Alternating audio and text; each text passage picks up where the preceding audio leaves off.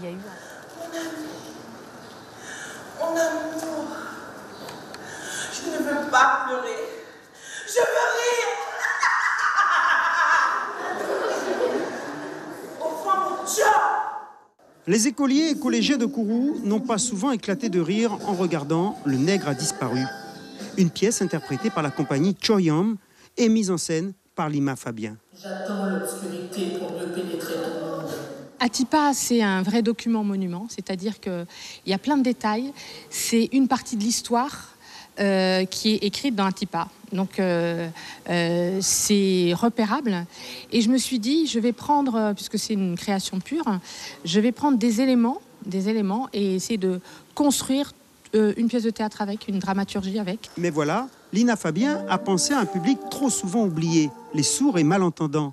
Hérode Mariema et Jonathan Stewart débutent sur les planches une manière de respecter les valeurs du premier roman créole édité en 1885. Où es-tu? Atipa souhaite que la Guyane soit à l'image de la Guyane, que la langue créole soit pratiquée par tous et bien pratiquée. Maintenant, je me suis dit, la Guyane, c'est aussi le monde du silence, donc les sourds, les malentendants. Et donc, c'est cette idée-là, c'est le tout public, que ce soit un vrai tout public.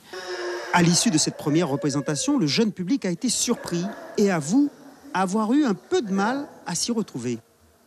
Je me suis dit que c'était un tout petit peu bizarre, mais après, à la fin, j'ai un tout petit peu compris. Quand on parlait, il traduisait avec les mains. Et je comprenais quand il fallait parler, mais je ne comprenais pas quand c'était en langue des signes.